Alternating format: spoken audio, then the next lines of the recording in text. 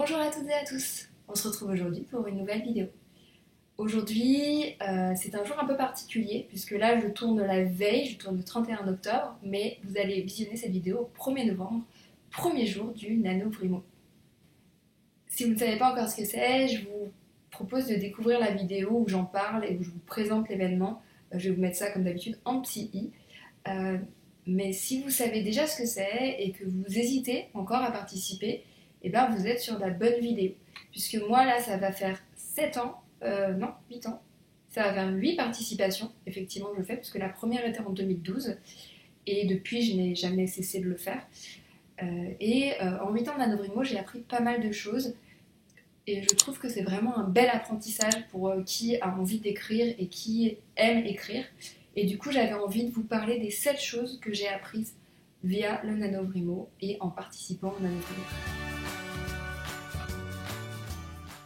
Première chose que j'ai apprise en faisant le NaNoWriMo, c'est que vous n'êtes pas seul.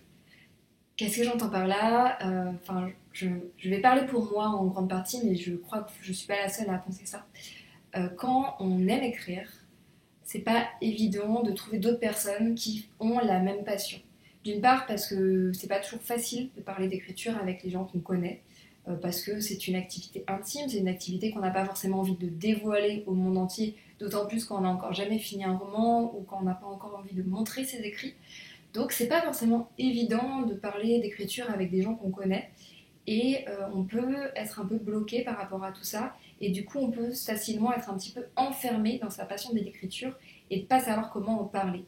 Et du coup, moi la première fois que j'ai participé au NaNoWriMo, j'ai réalisé que je n'étais pas seule, qu'il y avait autour de moi des milliers de personnes qui écrivaient et qui finalement avaient un peu les mêmes émotions que moi, qui avaient les mêmes peines que moi, qui avaient les mêmes difficultés que moi aussi du coup. Et j'ai trouvé ça super enrichissant. Alors ces rencontres, forcément, cette année, ça va être un peu particulier, puisqu'avec la situation que vous connaissez, le coronavirus, mais aussi du coup le confinement, pas forcément tous les événements physiques qui doivent avoir lieu normalement pendant le nano, qui sont des rencontres, qui sont des choses comme ça, ça va être annulé.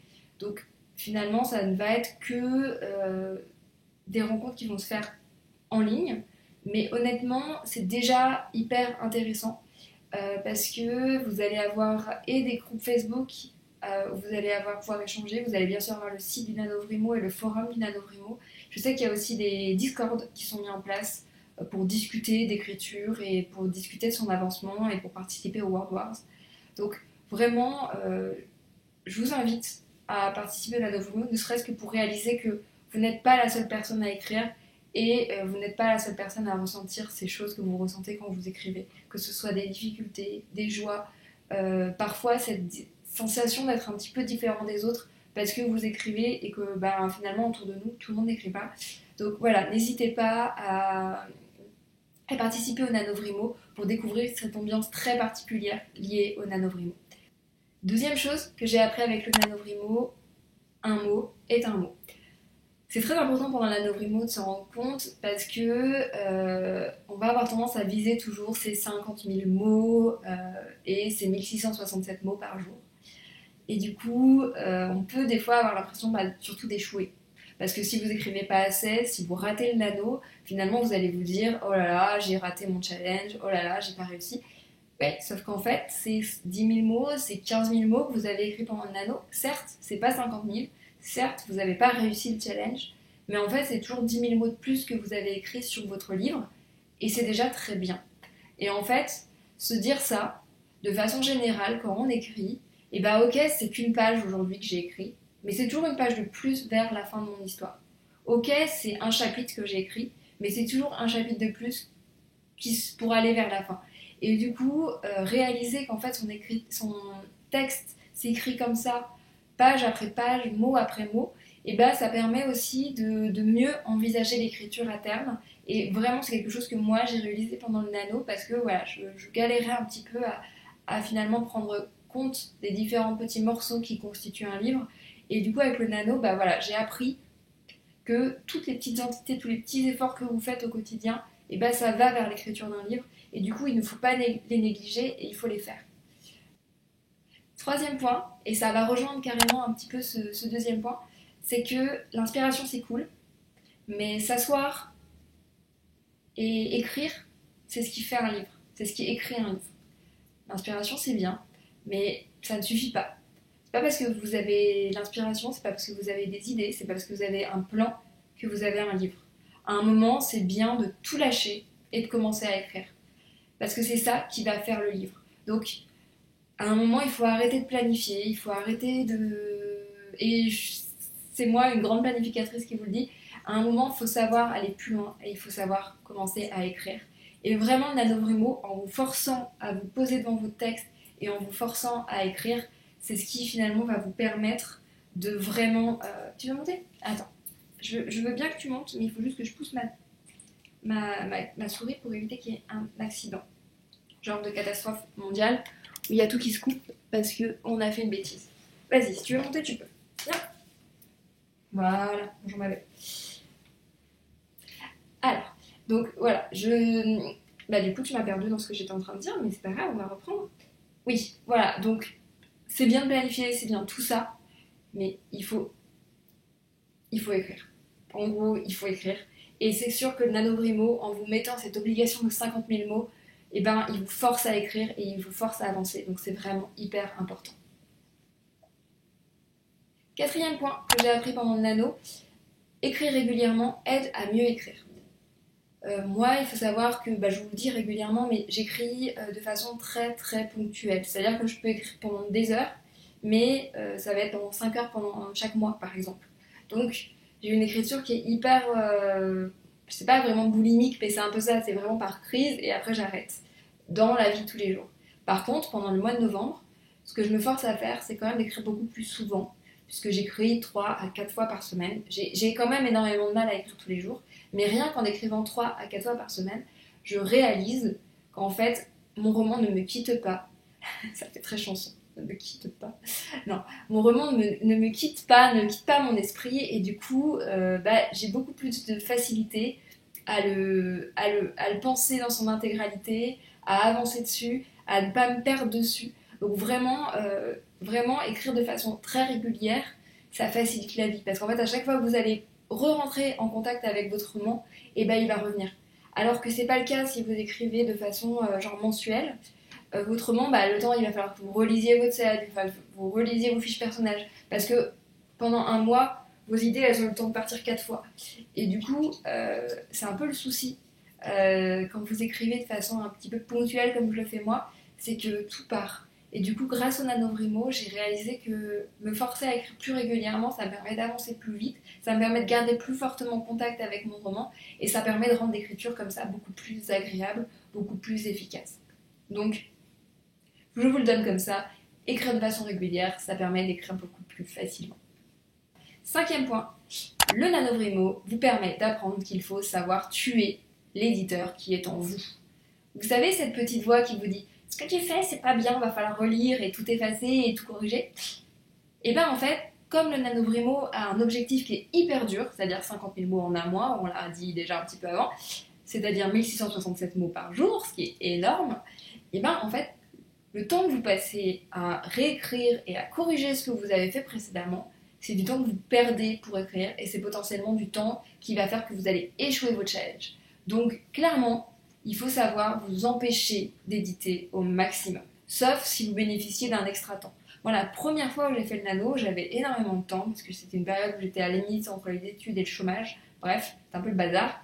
Mais du coup, j'avais beaucoup de temps. Donc en fait, ce que je faisais, c'est que j'écrivais à la main dans un carnet et je retapais à la main dans mon ordi. Donc j'avais comme ça cette phase de réécriture. Mais soyons honnêtes, aujourd'hui, je n'ai plus le temps de faire ça. Donc aujourd'hui, j'écris vraiment forcément au fur et à mesure, directement dans mon traitement de texte ou dans mon application d'écriture. Et du coup, je suis obligée de laisser des choses qui sont inachevées. Et finalement, je m'en porte bien. Finalement, ça marche.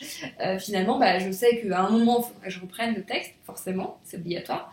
Mais ça me permet d'avancer et ça me permet de tacler comme ça et de ne pas m'arrêter en route en revenant en arrière et d'arrêter tout. Et c'est vachement plus efficace parce que de toute façon, votre éditeur qui est en vous, il reviendra à un moment donné. Vous inquiétez pas, il aura le temps de revenir. Donc, faites votre texte, avancez, faites vos 50 000 mots, et puis quand vous serez à la fin du nano, vous pourrez réécrire. Et moi, vraiment, c'est ce qui m'a appris que effectivement s'il faut que je fasse moi pour écrire un roman, c'est que j'écrive tout et ensuite que je corrige. Mais si je commence à à revenir en arrière, à écrire, à revenir en arrière, j'y arrive pas. Je me perds dans le truc, ça me fatigue, j'en ai marre et j'arrête. Donc il faut surtout pas que je fasse ça.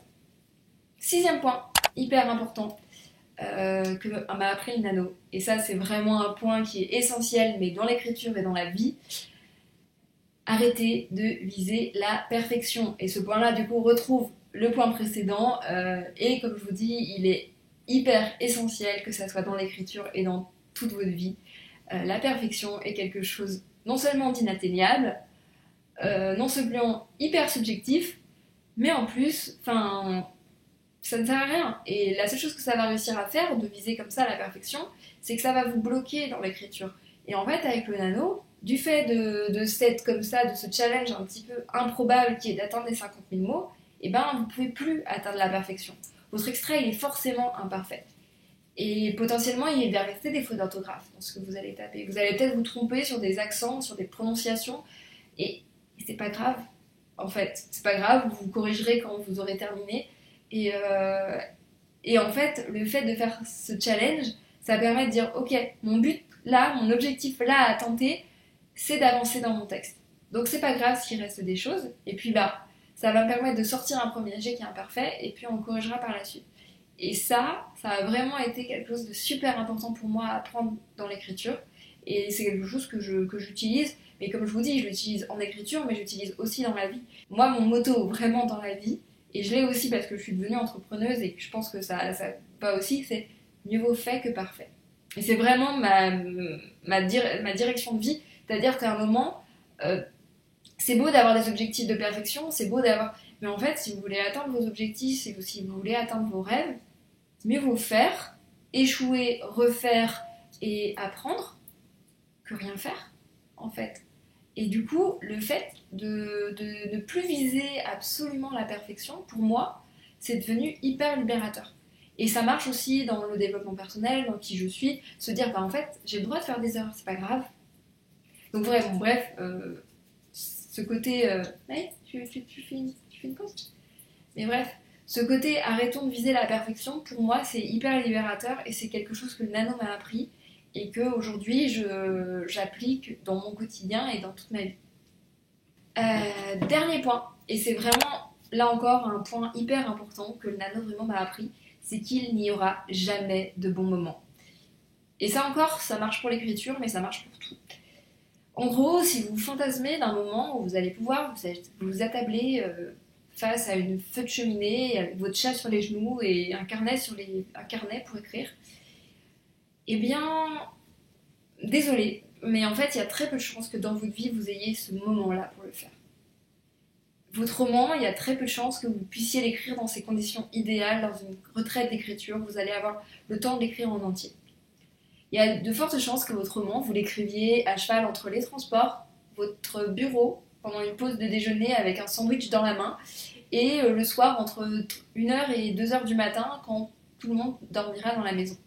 Et ça, c'est la vérité, en fait. Il n'y a jamais de bon moment pour écrire, comme il n'y a jamais de bon moment, finalement, pour faire quelque chose qui vous tient vraiment à cœur.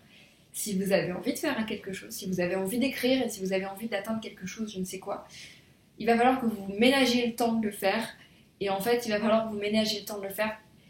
Et finalement, c'est un peu ce que j'ai appris avec le NaNoWriMo, parce que au travers des années, alors là, je ne l'ai pas appris lors de mon premier NaNoWriMo, puisque comme je vous le disais un petit peu auparavant, lors de mon premier NaNoWriMo, j'avais du temps. Et en fait, petit à petit, j'ai eu beaucoup moins de temps. Et j'ai eu des années où vraiment j'ai fini mon NaNoWriMo le 30 novembre en catastrophe. Et ça a été une catastrophe, alors qu'il y a des années, au 15 novembre, j'avais limite déjà fini parce que j'avais eu le temps de m'y consacrer. Et en fait, si vous voulez atteindre des objectifs, si vous voulez écrire, il n'y aura jamais de bons moments. Il n'y aura que des moments que vous aurez ménagés pour vous et que vous serez forcé à ménager. Et je trouve que c'est une super bonne... Suicide de la télécommande. Mais surtout, c'est vraiment du coup un bon apprentissage. Et parce qu'on se rend compte que finalement, il n'y a pas un moment un petit peu précis où vous allez pouvoir atteindre ce que vous voulez faire. C'est vraiment quelque chose que vous allez devoir fabriquer pour vous. Et c'est vraiment quelque chose qui, moi, dans l'écriture aujourd'hui, me guide en fait. Je sais que quand je me ménage pas de temps pour écrire, c'est qu'en fait, j'ai pas encore le besoin d'écrire vraiment. vous savez que mon objectif d'écriture, je l'ai plus en ce moment. Parce que quand je l'ai, typiquement pendant le nano, eh ben, je suis capable de trouver le temps pour écrire, je suis capable de me motiver pour écrire, je suis capable de faire de l'écriture ma priorité. Et si, en fait, à un moment, j'ai d'autres priorités dans la vie, ça m'arrive, et ben, l'écriture passe au deuxième plan. Et je me dis pas, ah non, c'est parce que j'ai pas le temps. Non, c'est juste que j'ai pas envie de trouver le temps, en fait. Et ça, c'est vraiment quelque chose que le NaNoWriMo m'a appris, c'est que si tu veux trouver du temps, tu peux en trouver. Donc le problème, c'est pas le temps. Le problème, c'est toi. C'est pas grave, hein, mais c'est toi le problème. Donc, si tu veux avoir cet objectif, eh ben, il va falloir que tu fabriques ton temps pour le trouver. Et vraiment, arriver à cet état de fait-là, c'est quelque chose que j'ai fait grâce au nano et c'est une considération que j'ai appris. Et maintenant, je la porte, régulièrement j'en parle et je suis sûre de ça, c'est que si vous voulez accomplir un objectif quel qu'il soit, il va falloir que vous vous battiez finalement contre votre quotidien pour l'atteindre. Et c'est vraiment quelque chose que le nano m'a appris et je ne serais pas... voilà. Je vous invite finalement à participer au NaNoWriMo pour vous rendre compte de ça, pour vous rendre compte que si vous vous forcez à faire quelque chose, si le but il devient plus important que tout le reste, vous trouverez du temps pour l'atteindre.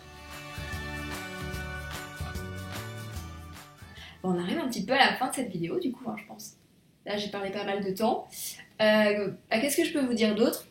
Pas grand chose à part que je sais pas qu'est-ce que vous faites encore à regarder cette vidéo, mais moi je vous conseille d'aller vous inscrire tout de suite sur le site du NaNoWriMo. Je vous ai fait une petite vidéo il y a pas longtemps sur le sujet, donc n'hésitez pas à aller la regarder. Et puis allez écrire, voilà. C'est tout ce que je peux vous dire. Et puis je vous retrouve dès la semaine prochaine. Puisque en gros pendant le NaNoWriMo, moi ce que je vais faire sur YouTube, c'est que je vais vous faire des vlogs d'écriture. C'est ce qui va me prendre le moins de temps et à faire et à monter. Donc voilà, comme c'est un peu YouTube qui me prend le plus de temps en ce moment, moi ce que j'ai décidé de faire, c'est des vlogs. Comme ça vous permettra de suivre un peu ce que je fais en termes d'écriture. Et en même temps, ça sera pas trop long à monter pour moi et du coup je pourrai plus me consacrer à l'écriture.